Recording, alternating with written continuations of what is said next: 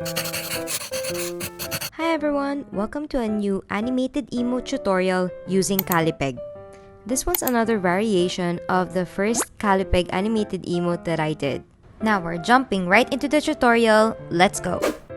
Oh, before that, do like and subscribe so that you can join me as I make more videos like this, as well as my journey as a full-time artist. As always, I start in Procreate where I draw the illustration of the emote. For this one, I decided to do a sketch first and then import it into CALLIPEG and do some rough animation so that I know that I'm satisfied already with the layering that I'm planning to do. First things first, I name the layers because it's very important to be organized during this phase so that later when you update the layers with the final rendered illustrations, it'll be easier to navigate. I forgot to sketch the sparkle for the eyes and the heart layer, so I just decided to directly draw them in CALLIPEG using the drawing tools. I actually did a frame-by-frame animation here of the hearts wherein they will pop up one by one. Next up, I'm organizing the layers now using the transformation keyframe and choosing which one is connected with one another or should move simultaneously together. I always create a main transformation keyframe that's named full, wherein all separate elements are unified together so that if I keyframe them together, all of them will move as one. Now it's time to animate, and I always start with the full transformation keyframe. The same as the previous emote, I usually put a simple squish or bounce animation. In order to do this, I keyframe the scale and you'll be able to see here how much percentage I used to do that. This is one of the best features that I love about CALLIPEG's keyframing. It's the fact that you can actually hide the other parameters if you're not keyframing those elements. CALLIPEG also has the best copy-pasting of keyframes because you can copy-paste one or all of them. Now we're keyframing the part that took me the longest and tons of trial and error, but this one is still rough, so you can see how I got started on it. I did a combination of keyframing the rotation and scale X on this one, as well as utilize the power of the curve tools here. That's the rough for the tail animation for now. We're moving on to the face because later we're gonna go back to that on the final render. For the face animation, I just did a position keyframing, going up and down so that it coincides with the bounce.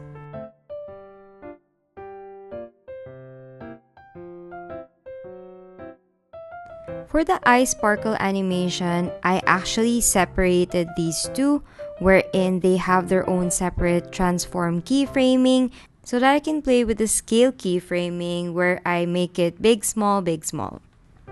Now it's time to animate the back part of the hair. For this one, make sure that you put your anchor point on the best spot that you can find. I usually put mine around the place like near the center of the head. Now for a swing effect, similar to the tail, I do a combination of keyframing the rotation, and for this one, it's scale Y.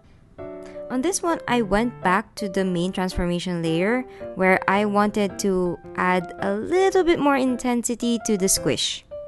Okay, remember the frame-by-frame hearts that I did? Okay, I'm also applying a transformation keyframing to it, which is scale. This is for me to be able to give it a smoother transition upon its appearance.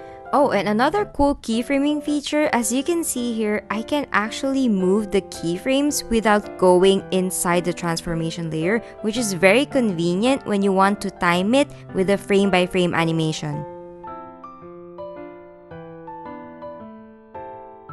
Now we're back in Procreate with the final rendered parts, wherein I will export the PNGs from there and import them to CALLIPEG in their specific transform layers.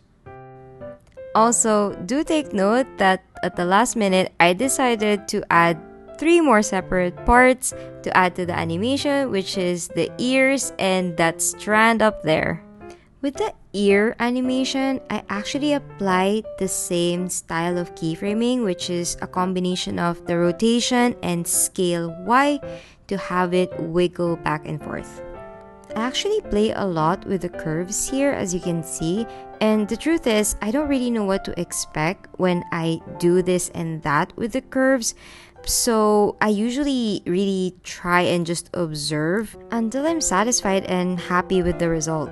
Now that I like the animation on the other ear, I actually just duplicate it and apply it to the other ear, but of course updating the anchor points location as well as the direction of the rotation.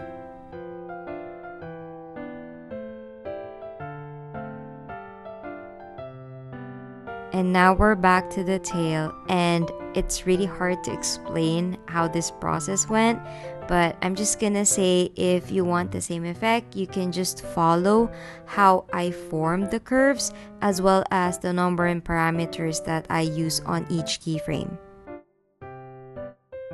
And last but not least, animating the strand of hair on top of the head, which apparently is called an ahoge in anime, which means foolish hair. For this one, I'm only animating rotation. It's finally done, and here is the result. Thanks for watching, and I hope this helps. I look forward to seeing you on my next video. Bye!